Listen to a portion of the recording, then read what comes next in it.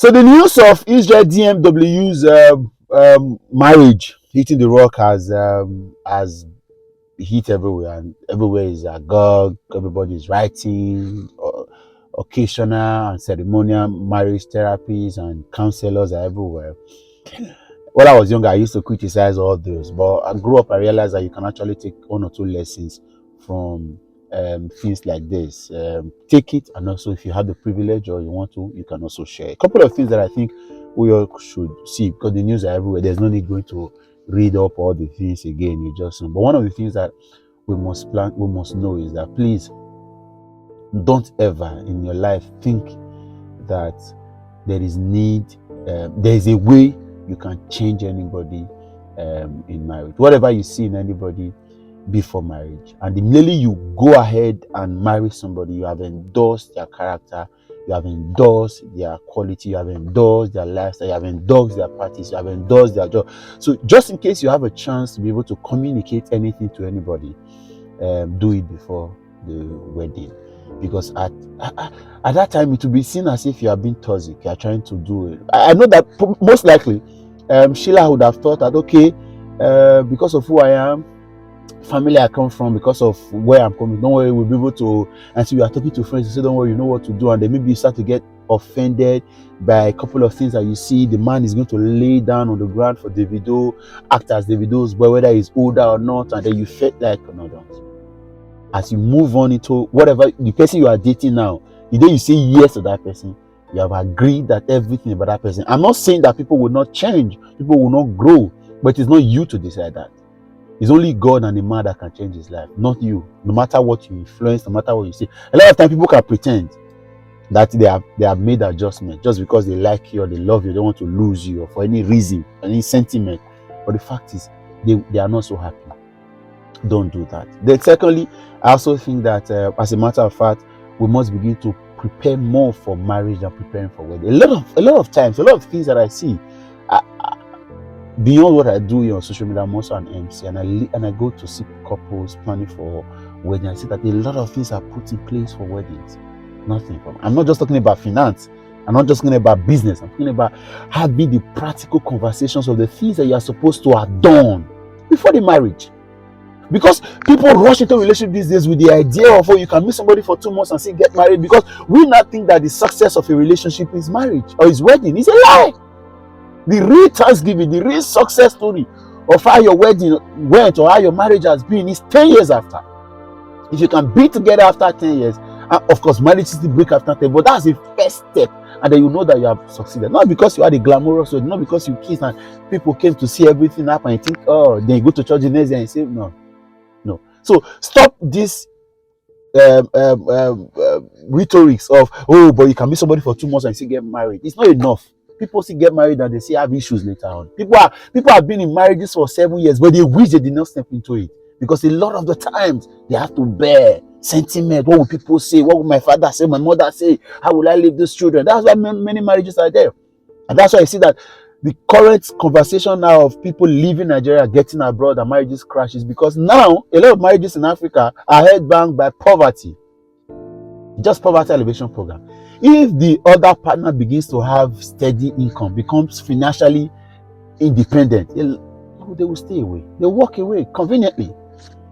That's the fact. So plan more. Spend more time talking. Discuss sex. Discuss life. Discuss work after. Discuss values and principles.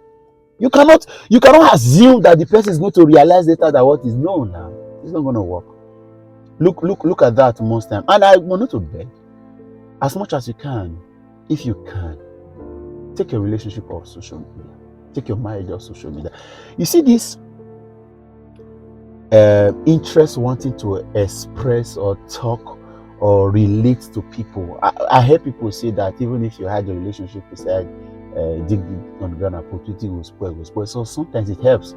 A lot of times people have got a lot of explanation to do to people. I'm telling you, if Sheila wasn't concerned about Israel's social media life, or did not feel like, because she also became a celebrity, and people were going to tag her to say, or go to her DM to say, what is your husband doing? This one is bad, that one is bad.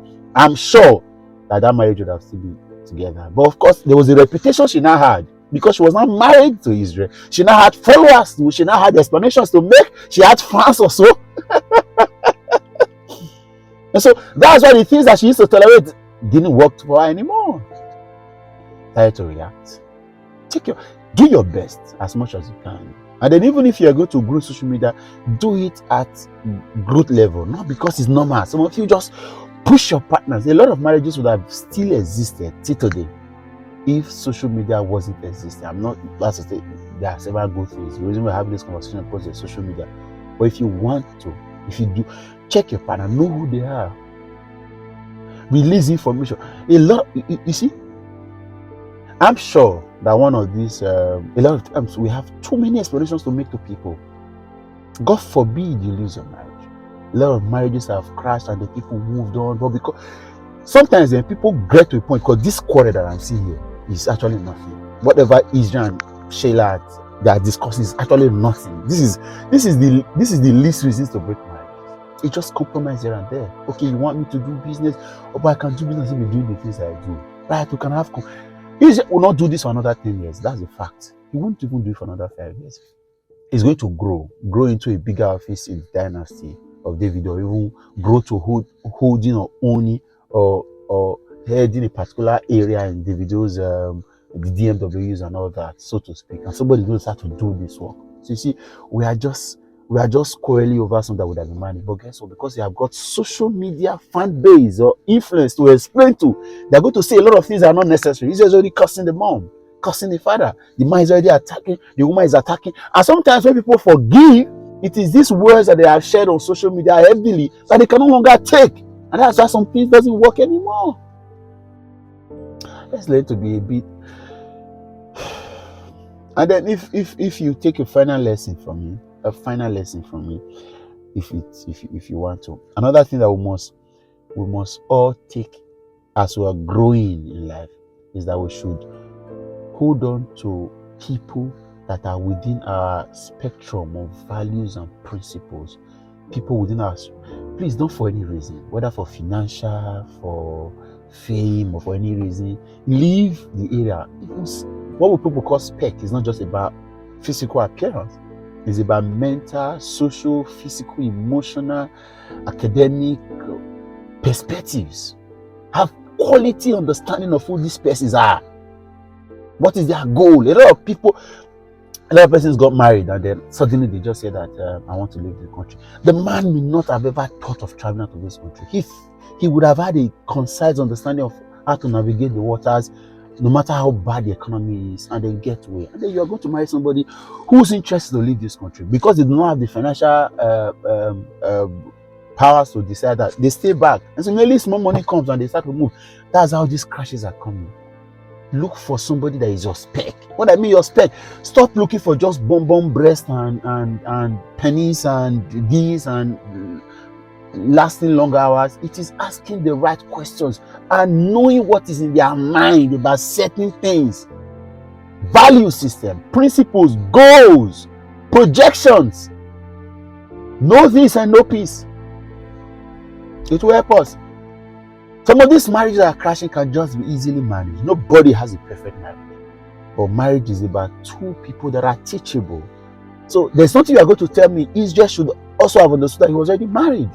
And so if your wife, your darling wife that you say you love, you say let's have adjustment here and there, you should compromise that. You should compromise.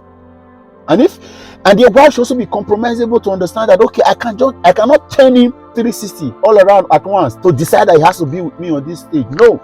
So sometimes the compromise comes. If both of us are friends, we should be able to compromise at various ends so that we can have a sale.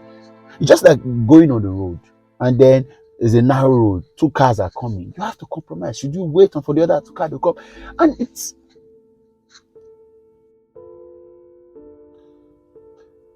I'm not here hating. I just wish that these issues will get sorted and somehow both of them will be able to come together and so know that this is a very small issue. I'm sure they are sad before a therapist or a counselor would have been able to get us away with this, right? I'll catch you later. Bye for now.